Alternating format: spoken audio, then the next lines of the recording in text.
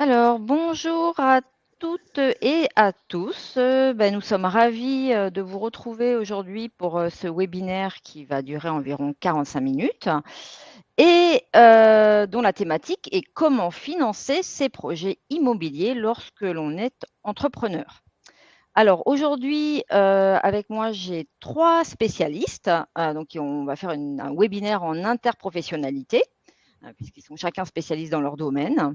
Avant de démarrer et que ces 3 personnes se présentent, je vais vous expliquer un petit peu le déroulement de ce webinaire.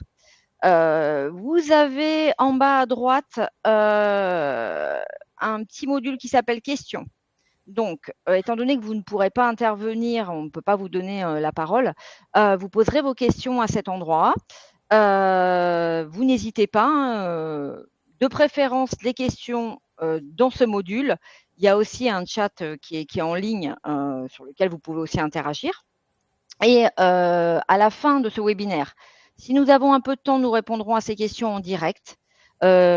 Si, nous n'avons pas le temps, nous récupérerons les questions, afin de pouvoir, vous envoyer les réponses, dès que nous les aurons traitées. Nous vous les enverrons, par mail. Donc voilà, nous allons démarrer ce webinaire. Je vais laisser, la parole, à Pascal qui va se présenter. Bonjour à tous et à toutes.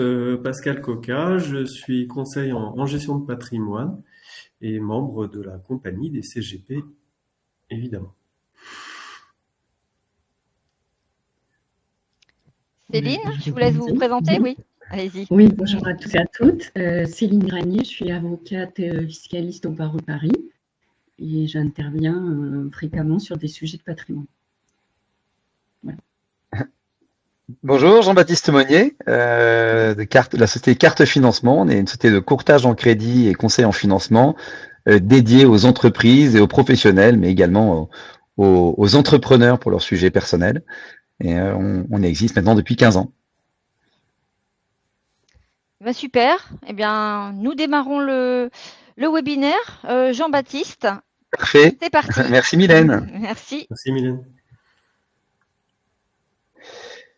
Donc on va commencer sur la partie crédit, financement. Donc je voulais vous faire un petit focus d'abord sur le marché résidentiel et puis on parlera aussi du marché de l'entreprise, puisque l'objectif est aussi de parler aussi bien de parler du financement de vos financements personnels que vos financements professionnels, donc de vos résidences principales, secondaires, locatifs, ou alors de vos bureaux, commerces et autres. Sur le marché du résidentiel, bon ça n'étonnera personne. Vous avez tous suivi, le marché est un peu en chute. Notamment sur le volume des transactions, puisqu'on atteignait 780 000 transactions sur une année glissante en septembre 2024. On pense atterrir aux alentours de entre 700 et 750 000 transactions en fin d'année, ce qui veut dire qu'on revient à un niveau pas loin de 2015, qui était un point assez bas. Voilà, suivant les dernières analyses qu'on lit, on arriverait au bout de cette chute des volumes. On sent qu'il y a un ralentissement de la baisse en quelque sorte. Et on le constate un peu aussi au niveau des prix, puisqu'on avait une chute à peu près de 7% en 2023 des prix à Paris et de 12 et on est à peu près à 12% de chute au T2 2024 par rapport au point haut qui était fin 2021. Donc en gros, les prix ont baissé quasiment de 15% sur Paris en l'espace de 2-3 ans. Et en région, la chute est un petit peu moins brutale, puisqu'on était à peu près à 4% sur 2023 et à peu près à moins 7% au T2 2024 par rapport au plus haut. Aujourd'hui, donc, on espère atterrir en fin d'année à Paris aux alentours des 9 000 euros du mètre et juste pas ne pas atteindre le niveau qu'on a connu en 2015. Donc là, qui est un niveau que là on a retrouvé pour le coup sur les crédits. On se rapproche un petit peu de ce niveau-là et voire même on va beaucoup plus loin puisque aujourd'hui, pareil, le marché du crédit a fortement diminué.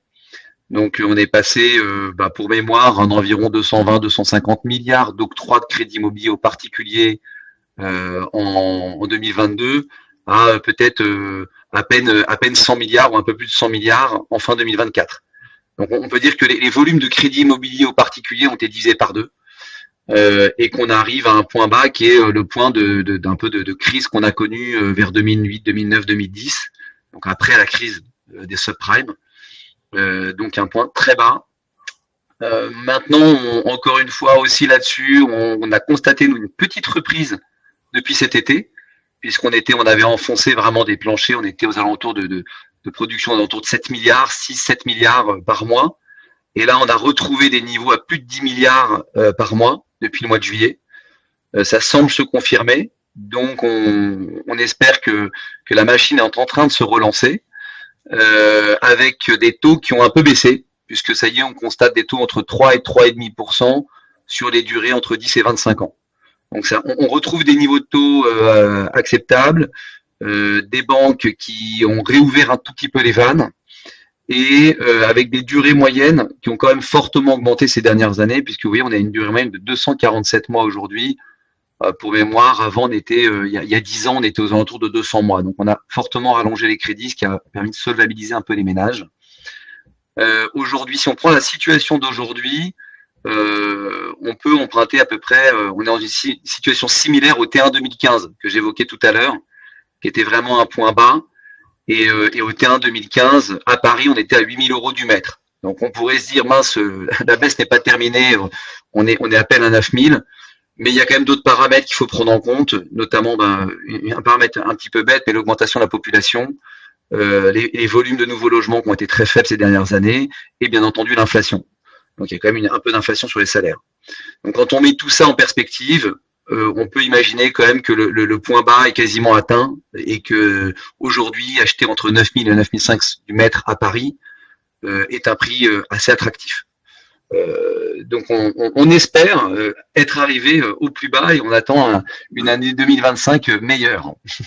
Ça, c'était le point sur la partie résidentielle. Et question, Jean-Baptiste, oui. Quelles sont les exigences en ce moment des banquiers pour l'apport de la... Oui, alors ça en effet, parce que je pense en parler un petit peu, mais tu passais à en parler, donc je te laisse. Non, tu as raison d'en parler, c'est un vrai sujet, tu as raison. Et on n'aura pas du tout la même vision sur le marché donc résidentiel dont on vient de parler et le marché du bureau qu'on va aborder. Sur le résidentiel, quand vous achetez votre résidence principale, ce qui est vraiment le Graal pour le banquier, puisque le crédit immobilier, ne l'oubliez pas, c'est un produit d'appel. C'est un moyen pour le banquier d'acquérir des nouveaux clients, de lui faire un crédit à un moindre coût et ensuite d'aller lui vendre d'autres produits bancaires. Donc sur ce sujet de résidence principale, on arrive encore à financer à 100% hors frais. Et donc sur des bons profils, sur la résidence principale, on y arrive encore. Dès qu'on va partir dans le locatif et dans les investissements locatifs avec des sujets de défiscalisation ou avec du démembrement, des choses comme ça, très vite on va demander de l'apport. Et là on va demander 10 à 20% d'apport hors frais. Et quel que soit le rendement, parce que parfois les clients nous appellent et disent attendez, moi j'achète un locatif avec un rendement excellent à 8-9%. Ça se porte tout seul, même à 100%. Alors oui, c'est vrai, sauf que le banquier, il va faire deux analyses. Cette analyse-là, c'est est-ce que les revenus permettent de rembourser le crédit, mais il va faire aussi l'analyse en cas de défaut de paiement. Est-ce que j'arrive à vendre avec une décote pas trop forte? Et aujourd'hui, ils sont dans cette crainte un petit peu du marché de l'immobilier qui a baissé, et donc de prendre un petit peu de marge, et donc de faire d'octroyer des quantités de financement un peu plus faibles que ce qu'on a connu, puisqu'on a vu même l'époque du 110% sur le locatif, donc financer l'acquisition plus ses frais. Nous, on le voit plus trop. Alors, je ne dis pas que c'est complètement terminé. Il y a toujours des banquiers, peut-être plus faciles que d'autres, qui peuvent octroyer ce genre de choses, mais nous, on ne les voit pas. Et c'est pas une réalité de marché. Donc, en effet, tu as raison, Pascal. N'oubliez pas un peu d'apport sur le locatif. Sur le marché du bureau, nous, on constate c'est un marché très différent, qui a chuté beaucoup plus fortement que le marché résidentiel. Pourquoi? Parce que c'est un marché d'investisseurs. On va dire à peu près 70% du marché il est détenu, voire plus, est détenu par des investisseurs. Ça veut dire quoi? C'est-à-dire que ce marché il est beaucoup plus sensible au niveau des taux. Un investisseur, il va regarder quel est le rendement que va pouvoir lui offrir l'actif dans lequel il a investi. Donc à l'époque, les investisseurs achetaient du bureau dans le centre Paris, qui est un peu la référence, on va dire, c'est le taux un petit peu l'actif le moins risqué. Et donc, on achetait à des niveaux de rendement à 2,75% par exemple à une époque, en 2022. Aujourd'hui, dans ce même marché, on achète plutôt aux alentours de 4%. Ce qui veut dire qu'il y a une baisse des prix d'environ 30%. Donc, on a constaté une très forte baisse des prix sur ce marché-là, sur le marché du bureau notamment. Et donc, nous, ce qui nous laisse entrevoir, et pas que nous d'ailleurs, certains investisseurs le voient également, de belles opportunités, puisqu'on arrive maintenant à aller trouver un marché du bureau à des prix accessibles, avec un coût de la dette, ce que je mets en avant dans cette slide, qui a fortement baissé, notamment sur les taux long terme, puisque quand vous allez acheter vos bureaux avec des crédits sur 15 ou 20 ans, eh ben, le taux de référence du banquier, ça va être ce qu'on appelle le swap 15 ans. Donc, ce taux swap 15 ans, aujourd'hui, il est même à moins de 2,39. Là, je vous mets à 2,39, mais même il est aux alentours de 2,20, je crois, même en dessous. Et donc, quand le banquier va rajouter sa marge par-dessus, environ 1,5% de marge, c'est le taux auquel il va pouvoir vous prêter. Donc, ça veut dire qu'aujourd'hui, sur du bureau, ce qu'on appelle utilisateur, donc vous êtes entrepreneur, vous voulez acheter vos bureaux, vous allez créer une SCI, par exemple, on va en parler tout à l'heure. Vous allez créer une SCI avec votre associé, par exemple, pour acheter les bureaux qui vont être exploités par votre société d'exploitation et qui va donc vous payer un loyer. Ben, vous allez réussir à trouver des crédits aux alentours, pour les plus beaux dossiers, aux alentours de 3,5% sur 15 ans. Ce qui est très compétitif, avec en face des prix des bureaux qui ont baissé quand même de 30 à 40%. Donc, on estime, nous, sur ce marché de l'utilisateur de bureau, donc de l'entrepreneur qui va acheter ses locaux, qu'il y a de très belles opportunités actuellement. Là, moi, j'estime qu'il y a vraiment des marchés incroyables. Alors, il y a des marchés décimés. Je vais prendre Levallois, par exemple, qu'on connaît bien. Et ben, on a vu des transactions à 3 000 à 4 000 euros du mètre. Et donc, on peut se dire, là, vraiment, si je suis utilisateur, si je garde mes bureaux pendant 10-15 ans, il y a une belle opportunité. À côté de ça, je voulais vous mettre en perspective ces taux et ces conditions extrêmement avantageuses pour ce qu'on appelle, nous, dans les utilisateurs. Je vais vous montrer les taux des investisseurs dans l'immobilier. Les investisseurs, c'est ceux qui vont acheter des bureaux, des locaux commerciaux, toute typologie d'actifs, qui vont les acheter, les restructurer, vont faire des travaux, changer la destination, faire plein de travaux, et puis au bout de 3, 5, 7 ans, les revendre. Ces gens-là, ils sont beaucoup moins bien lotis. Ils empruntent à Euribor plus 2, 3%. L'Euribor 3 mois, il est autour de 3%, un peu moins, il a chuté là récemment encore. Mais on va dire à peu près 3%, plus une marge de 2-3%. J'emprunte aujourd'hui en tant qu'investisseur à 5,5-6% sur des durées de 5 ans, par exemple. Donc, vous constatez, c'est ça que je voulais vous mettre en perspective dans cette slide, qu'en tant qu'entrepreneur qui veut acheter ses bureaux, vous êtes, je pense, aujourd'hui très bien servi. L'approche bancaire, c'est important. Je vais vous faire un rapide point là-dessus. Ayez toujours ça en tête. C'est en tant qu'entrepreneur, vous pouvez aller voir plein de banquiers différents. Vous pouvez avoir des banquiers privés, vous pouvez avoir des banquiers professionnels. Les banquiers professionnels, c'est les agences qui vont gérer les gens qui ont moins de 2 millions de chiffre d'affaires ou qui font ce qu'on appelle B2C, donc qui vont vendre à des produits à des consommateurs particuliers. Il y a les centres d'affaires qui sont les banques en bureau qui vont intervenir pour des sociétés souvent de plus de 2 à 5 millions d'euros de chiffre d'affaires et en B2B. Il y a les professionnels immobiliers pour les entrepreneurs qui achètent beaucoup d'immobilier et qui peuvent être quasiment considérés comme professionnels. Et puis après, il y a d'autres départements un peu plus atypiques, financement structuré, qui s'adressent encore à des gens encore plus avertis. Et puis il y a les financements, ce qu'on appelle spécialisés, notamment, on en parlait tout à l'heure avec Pascal, par exemple le crédit bail immobilier, qui est géré par des structures différentes, mais qui peut être une solution qu'évoquera Pascal. Bon, je te laisserai la primeur, Pascal. Mais ayez toujours ça en tête, parce que tous ces gens-là, ils ont pas la même, c'est la même banque, mais ils n'ont pas la même trousse à outils. Et puis, ils n'ont pas les mêmes objectifs. Très rapidement, très facilement, le banquier privé, son objectif, c'est de placer votre argent. C'est de vous accompagner sur le placement de votre argent. Le banquier de l'entreprise, du professionnel, c'est de capter les flux de votre entreprise. Et ces deux banquiers peuvent vous accompagner pour vos projets immobiliers. Donc nous, quand les clients entrepreneurs nous interrogent, suivant les profils des entrepreneurs et des banquiers, on va interroger ces différents départements qui n'ont pas les mêmes solutions et qui n'ont pas les mêmes objectifs commerciaux. Donc ça, c'est vraiment très important à garder en tête. Pour la partie donc personnelle, quand vous allez financer votre projet personnel et que vous êtes entrepreneur, aujourd'hui, la difficulté que vous allez rencontrer, on va vous parler souvent de HCSF, le Haut Conseil de la stabilité financière. Et en effet, en France, on a légiféré quasiment le taux d'endettement il n'y a pas longtemps.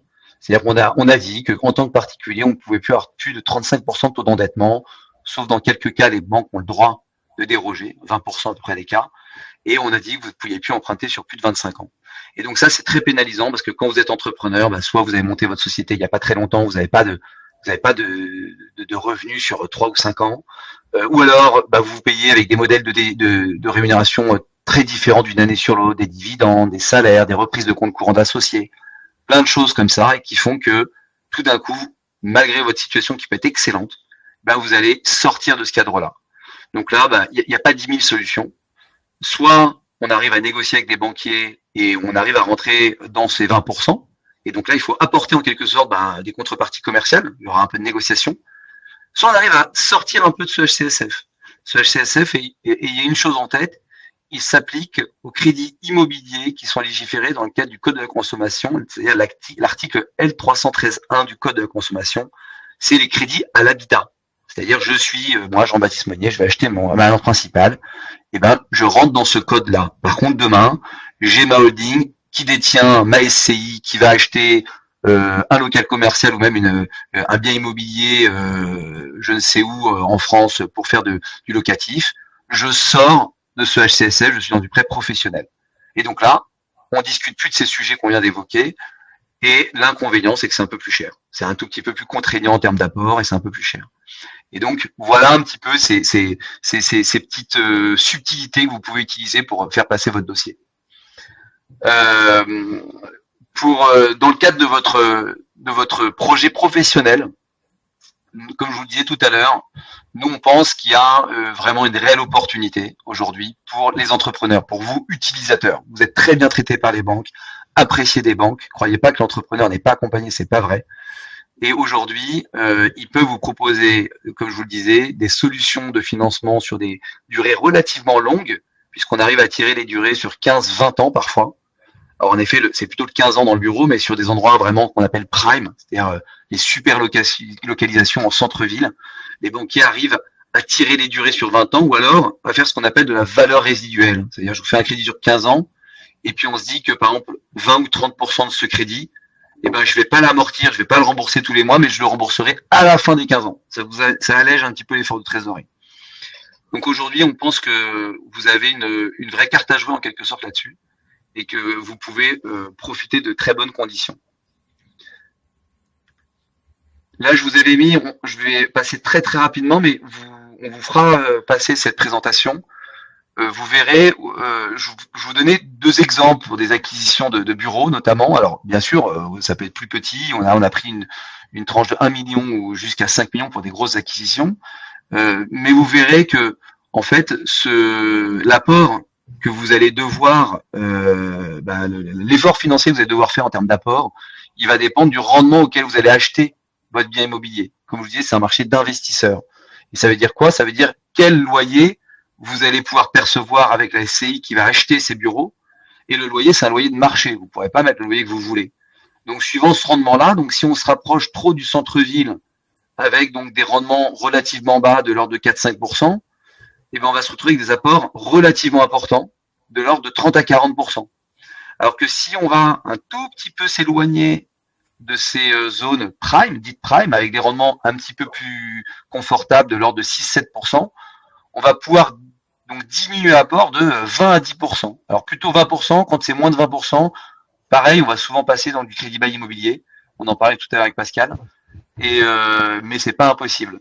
Donc là, c'est un arbitrage à faire. C'est soit vous avez beaucoup d'apports et vous pouvez aller plus dans le centre-ville et donc aller acheter des rendements relativement faibles, mais avec un immobilier qui va normalement s'apprécier dans le temps. Soit vous préférez, vous n'avez pas assez d'apports et vous êtes prêt à vous sortir un petit peu de cette zone prime pour aller chercher un peu plus de rendement et mettre un peu moins d'apport.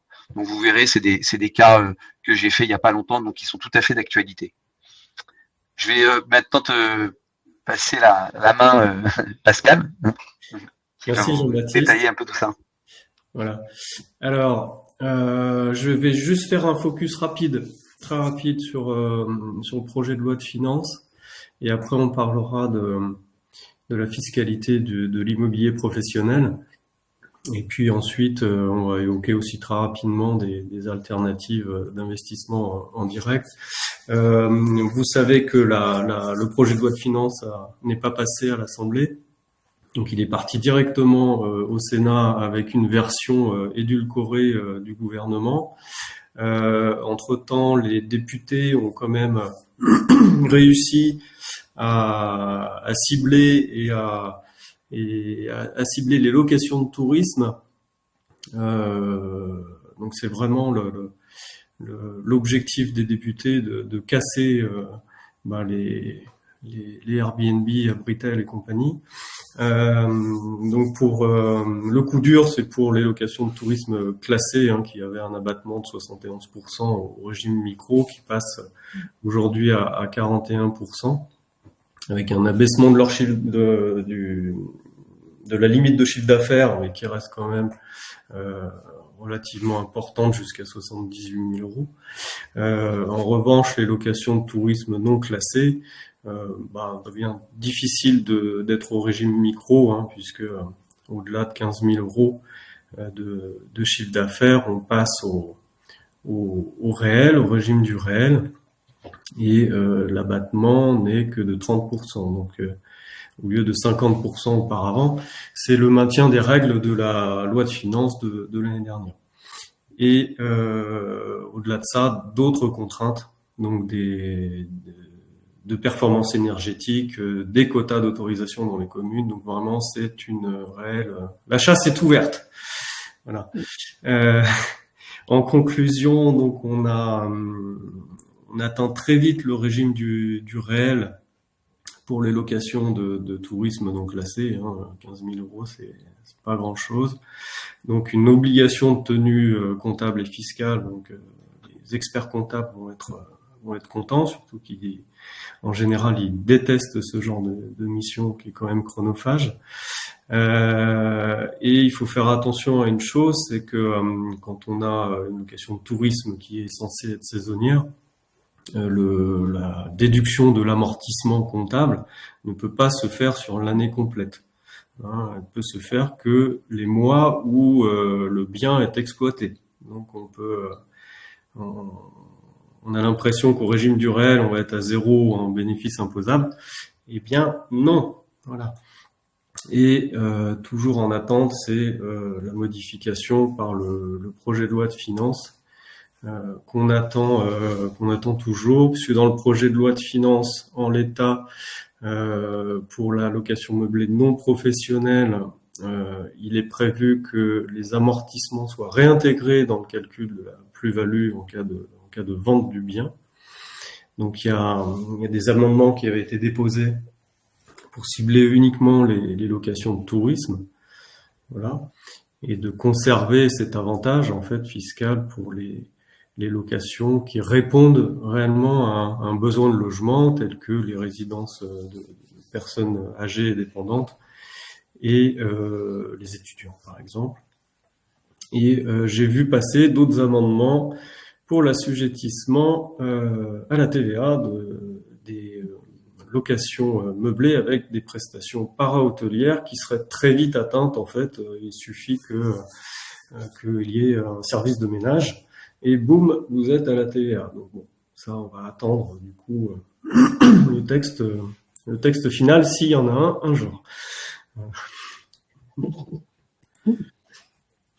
Alors sur l'immobilier professionnel, donc quelle fiscalité, c'est toujours la même guéguerre entre l'arbitrage impôt sur le revenu ou impôt société. Je crois que pour moi aujourd'hui, il n'y a plus tellement de sujets.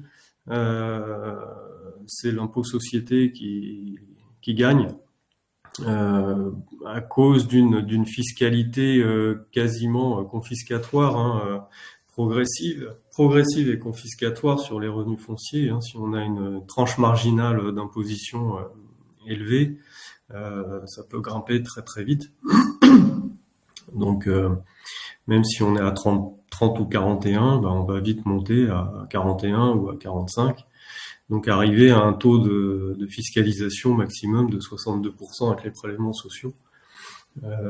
Donc ça peut vite faire mal et engranger une spirale infernale, c'est-à-dire que j'ai mes impôts qui augmentent, donc je vais chercher à augmenter mes revenus pour payer l'impôt de mes revenus fonciers, donc je vais payer de l'impôt sur de l'impôt, etc. On n'en sort plus. En revanche, j'ai une fiscalité dégressive en cas de cession. Alors, pour l'instant, voilà, on attend du projet de loi de finances, parce que c'était également dans le viseur du législateur. Donc là, ce qu'on retient, c'est qu'on a à l'impôt sur le revenu une fiscalisation qui est quasi immédiate, versus l'impôt société où on a une fiscalisation qui est différée. Voilà. Qui est différée au moment de la cession. Parce que l'impôt société aujourd'hui pas très cher, hein, pas cher du tout, hein, on est à 15%, surtout que je vous rappelle que le bien détenu répond au régime des BIC, donc l'amortissement déduit, on arrive à un résultat fiscal à zéro, sauf que là c'est le contraire de l'impôt sur le revenu, on se retrouve en cas de cession avec une imposition forte de la plus-value, puisqu'il y a réintégration des amortissements. Et si on veut récupérer l'argent du produit de la vente, on a le PFU qui s'impose sur le dividende. Donc on arrive à une imposition entre 40 et 60% de la valeur du bien à la sortie, mais finalement qui est moins cher qu'à l'impôt sur le revenu. Et on se rend compte, après les calculs, hein, tout dépend de la valeur que va prendre l'immobilier, mais ça, comme on n'en sait rien, voilà, j'ai pris une hypothèse d'inflation de 2%. In fine, on se retrouve avec une situation qui est équivalente, sauf que l'effort de trésorerie annuel que fait l'exploitant est beaucoup trop forte à l'impôt sur le revenu. Non, c'est quasiment intenable.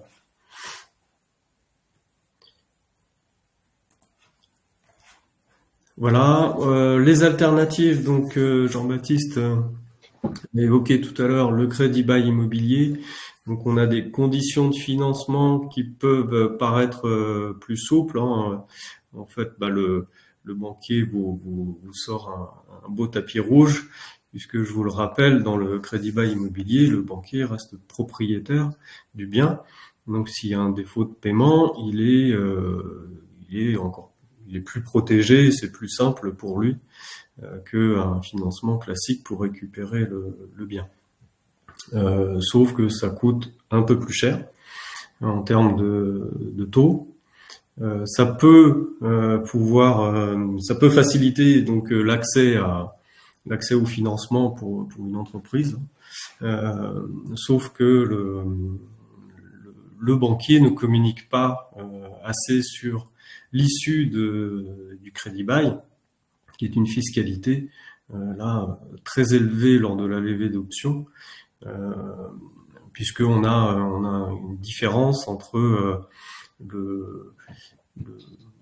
la durée du crédit bail, qui est souvent entre 12-15 ans, et la durée d'amortissement du bien. Donc on a un suramortissement qui est pratiqué du fait de la déduction des redevances de crédit bail par rapport à une situation normale. Donc le législateur remet à l'équilibre d'une situation classique avec amortissement, et l'entrepreneur n'a pas forcément l'info qu'il a une fiscalité de levée d'option à payer au terme du crédit. Donc à provisionner, donc attention.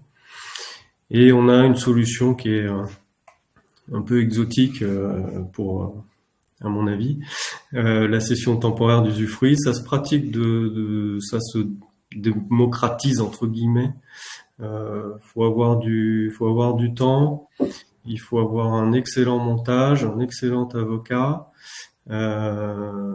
Voilà, on a souvent des écueils sur la valorisation de l'usufruit. Mais aujourd'hui, si c'est bien fait, c'est admis par le fisc. On a un écueil aussi, voilà, dans ce système, c'est qu'il y a un fort lien entre dans la durée entre la détention de l'immobilier et la société usufruitière. Ça peut ça peut poser des problèmes si on a un projet de cession de l'entreprise. On est pieds et poings liés avec ce système.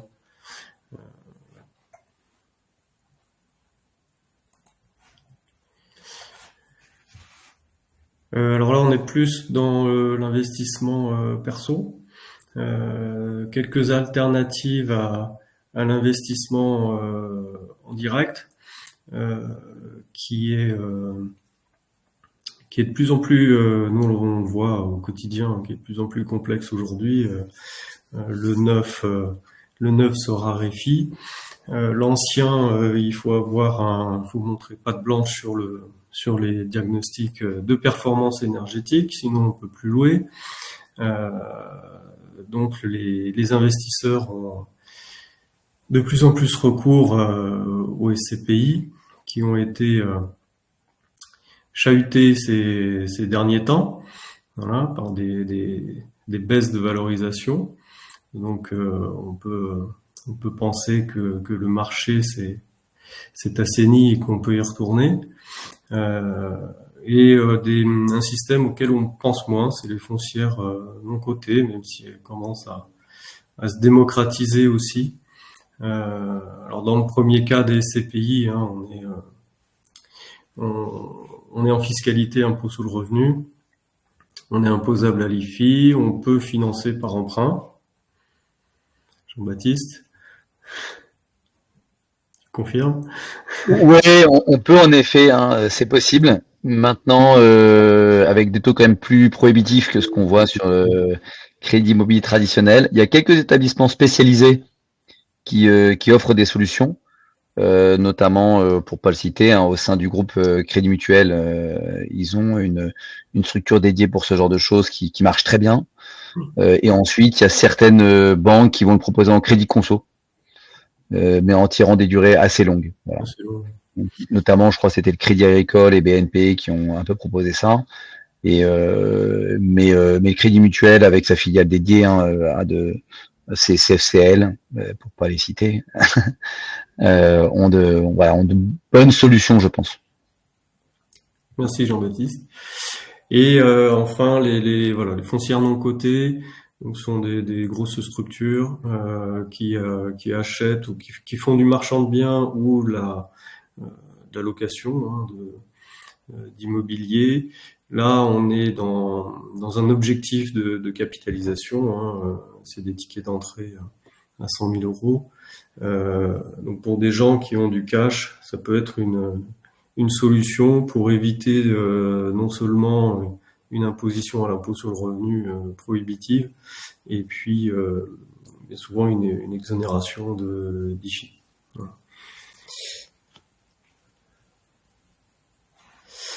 Voilà, je vais laisser la parole à Céline. Oui, alors nous allons évoquer maintenant les aspects fiscaux. Étonnant, principalement un rappel dans le projet de loi de finances pour 2025 en cours de discussion. Voilà, mais il est probable qu'on aille vers un 49.3 général et focus sur la location meublée aussi, qui va quand même changer pas mal de choses concernant l'immobilier, l'habitation. Donc ça à suivre. Ensuite, alors quel montage juridique? Donc les questions que l'on doit se poser sont d'abord, alors pourquoi faire un investissement locatif? Donc quel est l'objectif recherché par l'entrepreneur? Soit il va vouloir réaliser un investissement direct, c'est-à-dire augmenter ses revenus. Dans ce cas-là, on va dire que l'entrepreneur va acheter en direct et il sera imposé à titre personnel à l'impôt sur le revenu. Les revenus fonciers seront rajoutés à ces autres revenus et imposés au barème.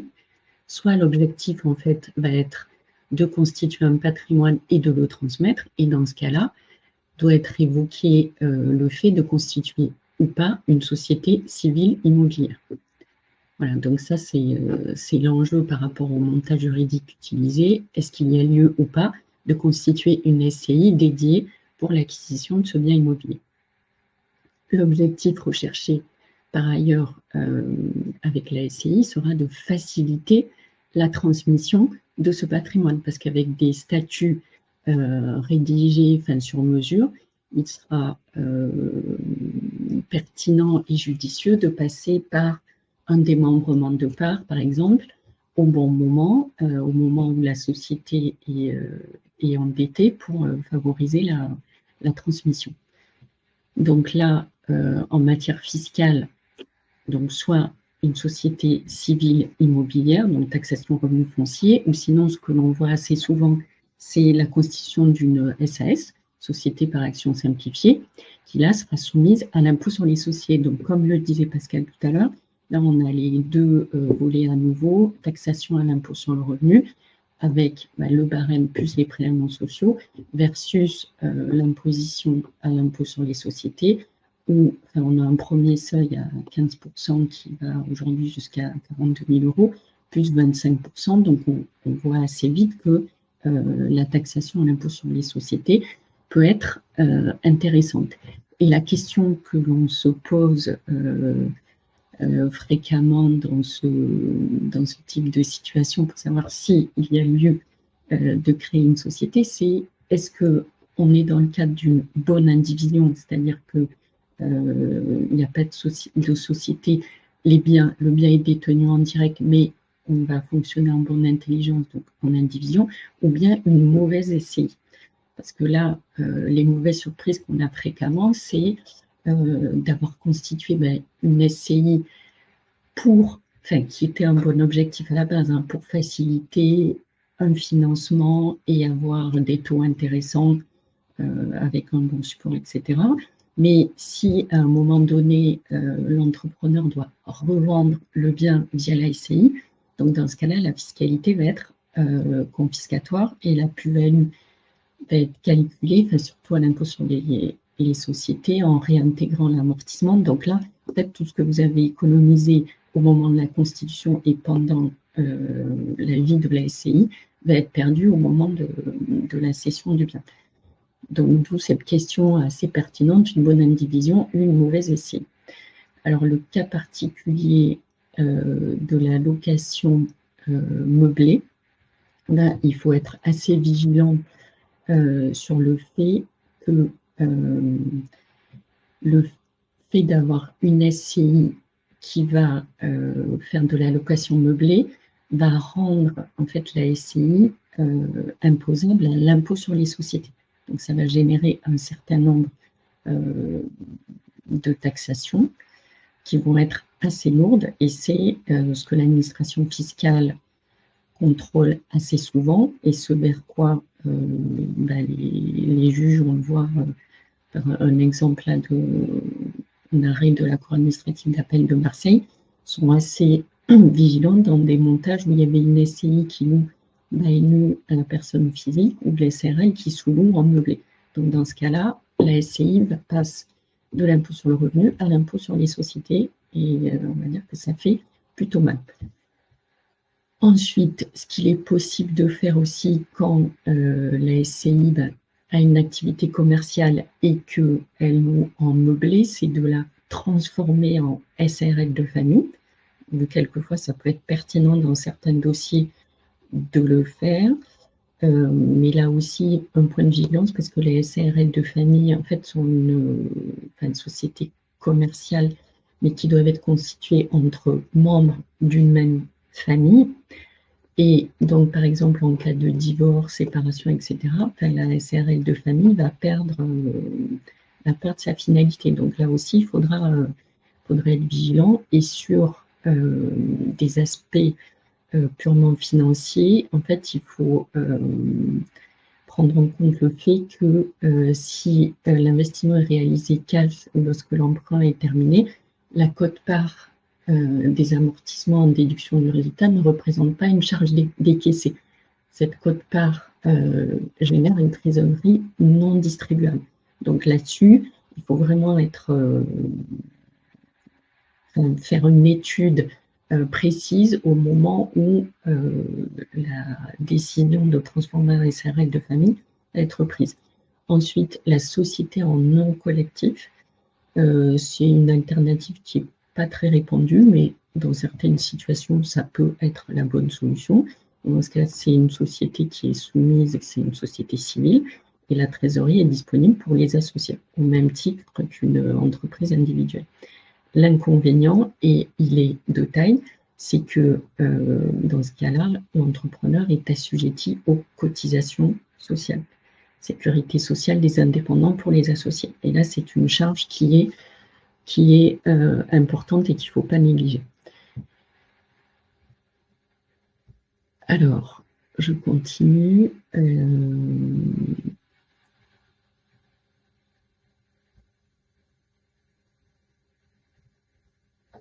Alors, social. Ensuite, on souhaitait mettre...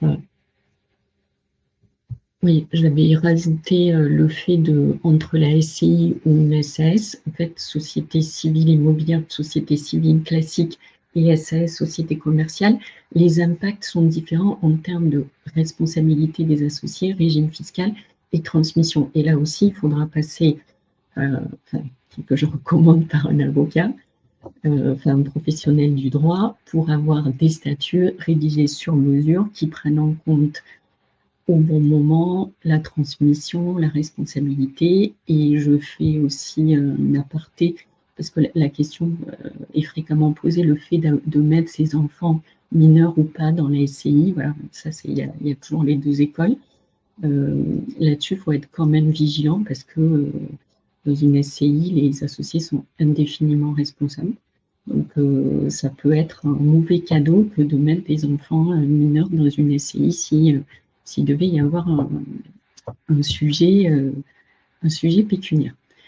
C'est un très bon point, Céline, parce que nous, sur les SCI, parfois des clients nous disent oui, je veux pas être caution sur le crédit, mais en fait, ce que tu dis, c'est très intéressant, et on le soulève aussi, c'est que de fait, par le type de société qu'ils ont choisi, donc la SCI, la société civile, ils sont indéfiniment responsables. Donc, bon, la caution bancaire, quasiment, j'ai envie de dire, n'est même plus une négociation à avoir avec le banquier. Il faut revoir peut-être, tu as raison, la forme de la société.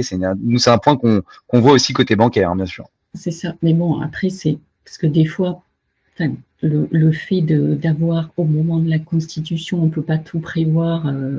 Voilà, c'est normal. Et pour avoir un bon dossier bien financé, c'est sûr qu'une SCI est très attractive. Mais si par la suite, il y a des problèmes avec le bien, etc., et qu'il y a énormément de dettes, après, ça peut coûter très, très cher. Donc, pourquoi pas une SAS, au moins, vous êtes protégé, ça peut être un gage de sécurité. Voilà. Après, tout dépend, c'est toujours, moi je le dis à chaque fois, c'est du cas par cas. On voit dans chaque type de dossier, mais là-dessus, un sujet de la responsabilité, quand même vigilant. Bon, régime fiscal, impôt sur le revenu, impôt société et transmission. Là, vous n'allez pas faire la même chose avec des statuts de SCI prévoyant le démembrement de départ, double démembrement, ce genre de choses. Vous pouvez vraiment préparer, anticiper la transmission et faire du sur-mesure. À chaque point, on va dire, suivant la durée de financement, suivant le profil des investisseurs, faire du sur-mesure. Ensuite, autre point, alors l'IFI, impôt sur la fortune immobilière. Alors, bon, vous savez sûrement, le seuil est à 1,3 million d'actifs nets, actifs moins le passif. Ensuite, ce qu'il faut, à partir du moment où on rentre dans le sujet de l'IFI, va se poser la question de savoir si, dans le cas de constitution, une holding qui a été constituée par l'investisseur avec la société d'exploitation, détient ensuite des SCI. Donc, pour savoir si cette SCI va être assujettie à l'IFI, est-ce que l'entrepreneur détenant, on va dire 80% en direct, est-ce qu'il doit prendre en compte la participation qu'il détient? Il faut faire la différence entre ce qu'on appelle une holding passive et une holding active. Alors, une holding active, c'est une holding en fait qui anime un groupe, qui rend des prestations de services. Bon, là, je ne vais pas rentrer dans le détail, mais c'est une notion très importante qu'il faut avoir en tête, parce que là aussi, l'administration fiscale retoque dans des dossiers où on avait mal qualifier en fait le caractère actif de l'activité. Et dans ce cas-là, il y a des redressements qui sont conséquents. Alors, dans quel cas une société peut-elle être active? C'est le cas où le mandataire social de l'immobilier affecté à la holding, ou si la SCI filiale ou aux sociétés contrôlées. Voilà. Donc, dans ce cas-là, il y aura une exonération au terme de l'IFI, parce que c'est une holding qu'on va considérer comme active. Donc, dans ce cas-là, ça ne rentre pas dans le champ d'application de l'IFI. Ensuite, dans quel cas la holding sera passive? Donc là, c'est dans la situation où la SCI est détenue par le mandataire social qui loue aux sociétés contrôlées. Donc, dans ce cas-là, il n'y aura pas d'IFI non plus et on considère que la holding est passive. Bon, là encore, toujours être très vigilant parce qu'il y a énormément de contrôle sur ces sujets-là et ça serait quand même dommage d'être redressé. Voilà. Alors, il y avait une question, mais Pascal t'a répondu. C'est bon. Ouais. J'ai essayé de répondre au fur et à mesure. Ah oui, non, mais c'est bien. Voilà. Il faut les redérouler peut-être. On va en redérouler peut-être quelques-unes si on a le temps. Si on a le temps, oui. Donc, moi, je vais relever une ou deux. J'ai vu tout à l'heure, on parlait de 35% de taux d'endettement dans une question. Donc, est-ce que si on apporte de l'immobilier en garantie en plus, on peut sortir de ces 35%? La réponse est non, parce que en fait, ce 35%, c'est juste un calcul qui va prendre en compte les revenus et les charges. Et donc, le taux d'endettement sera toujours le même si j'apporte plus de garantie. Le taux d'endettement ne changera pas. Donc malheureusement ça ne changera pas le dossier, ça va pas améliorer le dossier. Et puis ensuite j'ai vu une ou deux questions, notamment on parlait des taux. Est-ce que les taux vont encore baisser parce que la BCE dit qu'ils vont encore baisser les taux? Alors attention, la BCE c'est les taux donc court terme. Et dans le crédit immobilier qu'on fait souvent, alors bien sûr il y a quelques cas atypiques d'opérations d'achat-revente qui sont sur les taux court terme. Mais si on prend les taux long terme, qui sont les taux des crédits immobiliers sur 10, 15, 20 ans, ces taux-là, on va nous davantage regarder les taux longs, notamment l'OAT 10 ans, on va dire qu'il y a un peu le taux sans risque, on appelle comme ça en finance. On dit que le taux sans risque, c'est l'OAT 10 ans. Bon, maintenant, sans risque, est-ce que vraiment il est sans risque? C'est un grand débat en France aujourd'hui. Et donc aujourd'hui, les taux long terme, bizarrement, ils sont plus bas que les taux courts. C'est une anomalie actuelle qui anticipe une baisse à long terme, mais actuellement, on anticipe un peu de risque. Et donc aujourd'hui, moi je ne vois pas pourquoi la baisse des taux de la BCE vont impacter encore à la baisse des crédits immobiliers long terme. Pour moi la réponse est non. D'ailleurs nous on le constate, c'est que les taux ne baissent plus, les taux des crédits immobiliers, voire même on commence à constater quelques banques qui augmentent un tout petit peu. Donc on a eu des baisses jusqu'à 3, 3,5, mais ça y est, on stagne entre 3 et 3,5 maintenant depuis quelques mois. Et moi j'ai même peut-être cette petite crainte de voir une hausse à venir avec une potentielle augmentation de l'OAT 10 ans liée à la dette française, qui n'est pas en très bonne posture actuellement. Voilà. Après, si je peux prendre peut-être un autre sujet, on parlait de rentabilité ou rendement. Moi, je parlais de rendement, bien entendu. En effet, c'est une bonne précision. Donc, le rendement, ce sont les loyers sur l'actif que j'achète. La rentabilité va intégrer une notion de marge. J'achète un bien, j'ai du rendement pendant X années, je le revends. Et la totalité de ça donc me fait un rendement annuel plus une marge potentielle qui me donne une rentabilité de mon projet.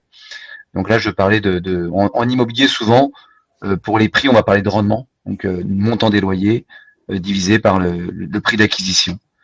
Peut-être que vous avez d'autres questions, Céline et Pascal, sur lesquelles vous voulez rebondir.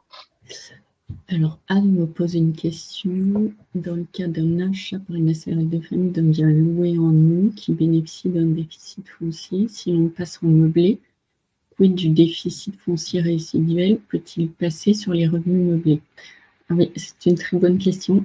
Et alors, je dirais non, mais à vérifier. Il y a peut-être une jurisprudence qui est sortie. Mais a priori, non. Ouais, je pense vous avez une autre référence.